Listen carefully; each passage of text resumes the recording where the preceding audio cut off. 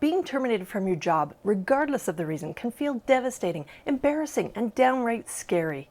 I can assure you there is life after losing a job or being fired. So if this has happened to you, or you think it might, then stick with me in 6 steps. I'm going to take you through what you need to do and don't do when you're fired, how to learn from it and overcome to positively move forward.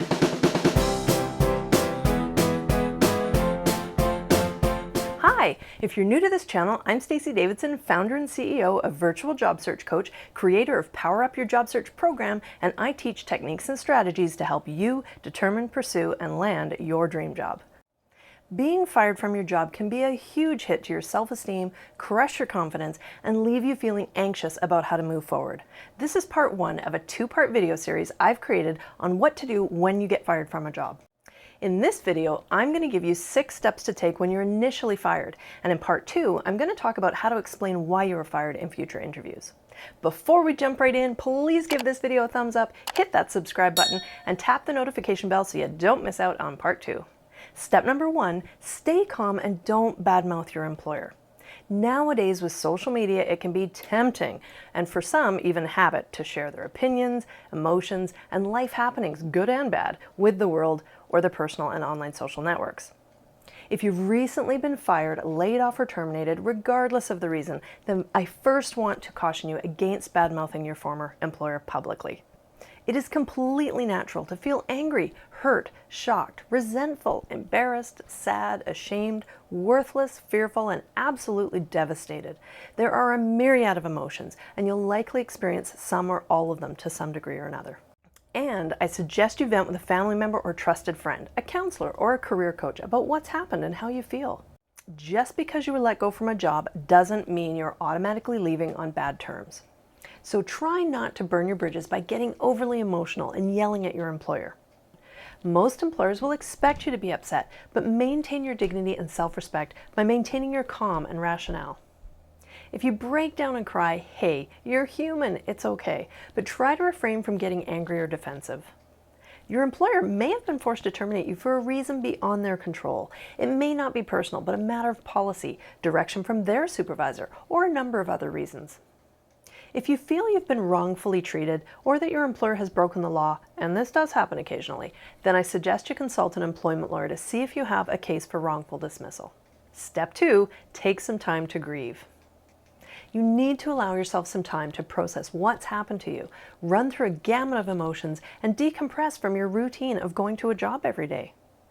But I don't want you to just sit and wallow. If you need to take a few days to hide in your cave and lick your wounds, that's totally okay. But commit yourself that by day 3, you're going to leave that cave.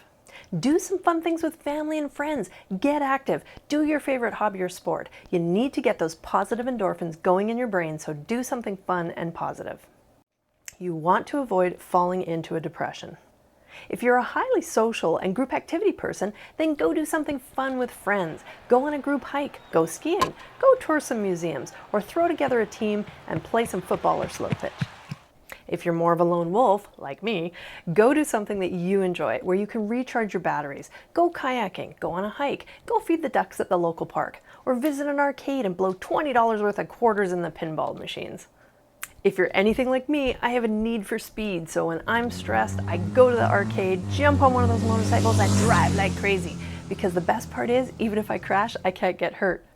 If you have a tendency to deal with stress through alcohol, gambling, or drugs, then I really want to encourage you to avoid those types of activities. While they might give you an initial high, you know in the long run, they will have a negative impact on you. I know you're probably thinking I'm starting to sound like your mother, but as your career coach, part of my job is to guide you to make good decisions that will have a positive impact on your future, your career, and your job search. So I feel a sense of obligation to state the obvious, but please know it comes from a place of genuine care. Step number 3, put things in perspective. Did you know that the average person holds 12 to 15 different jobs in their lifetime? Remind yourself this is just one job in the big picture of life. There will be others in your future. Getting fired can be scary. It disrupts your life, your finances, and it can add stress at a time when you may already be dealing with stressors that may have contributed to why you're actually fired in the first place. Getting fired can be traumatic, but it can also turn out to be one of the best things that may have ever happened to you. And I'm going to tell you a story about that in a minute. Many of us define ourselves by our career or our job. Let's face it, if we work full-time, we spend more time in our job than sleeping or spending time with our family or any other activity. So it's only natural to feel that we are what we do. So it's easy to see how being fired can have such a devastating impact on our self-worth and how we see ourselves. But being fired doesn't define you. Being fired can lead to bigger and better opportunities you may not have otherwise been open to or aware of. Step number 4, self-assess to determine what went wrong. Whether you're fired for just cause or not, it's good to have a clear understanding of where things went wrong. If you were fired for a performance issue, reflect and ask yourself some hard questions. This is not about blame and not about making you feel bad. This is about figuring out what the cause was. Perhaps you aren't cut out for this type of work capability-wise, or you were promoted into a position that was above your skill set. If you love that type of work, then maybe you need to pursue some more training. Or maybe you just don't have the personality for the job. Ask yourself things like, did my attitude change? Did I stop caring? Was my heart not in it? Did I not like the job duties or responsibilities? Did I not like my team, manager, or coworkers? Was I resenting something or someone I worked with? And if so, why? Sometimes a person's attitude changes because of a stressor in our work or personal lives. Or maybe you're in a situation you just weren't well suited for. Were the requirements of the job above my skills and abilities? Should I obtain further training or education for this? What would I do differently if in this position again? I'd like to share a story with you about a past client of mine who came to me after being fired for the second time in a row from a management job. Tim told me why he thought he was fired and what reason his employer gave him, which wasn't much. As his career coach, I was able to ask Tim's former employer directly for feedback in order to provide him with more helpful guidance. He also provided me with copies of his previous performance reviews, which provided some great insight. What I learned from the employer, the reviews, and from Tim, who was in his late 30s, was enlightening. He had been hired into a management position with a team of approximately 12 women reporting to him, all of whom had been with the company for more than 25 years, putting most of them in their mid-50s. Tim tried to implement some new and innovative ideas into the department, but unfortunately he was met with resistance by most of his seasoned team, who were not open to his proposed changes.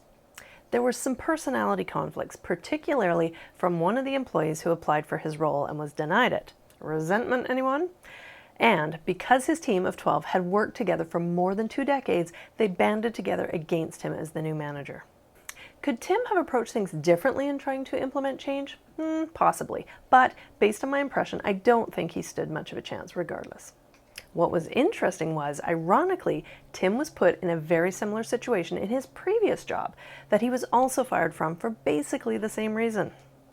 Tim had completely lost his confidence in managing people after this. So together we determined alternative career paths he could pursue, where Tim could utilize his degree, his skills and experience, and yet find something where he could feel fulfilled, confident, and be able to contribute. I retargeted his resume, taught him how to approach potential new employers, and how to answer the questions around why he was fired from his last 2 roles. Within 4 months, he attended several interviews, was shortlisted to the final 2 candidates 4 times, received 2 job offers, and accepted the one he wanted most.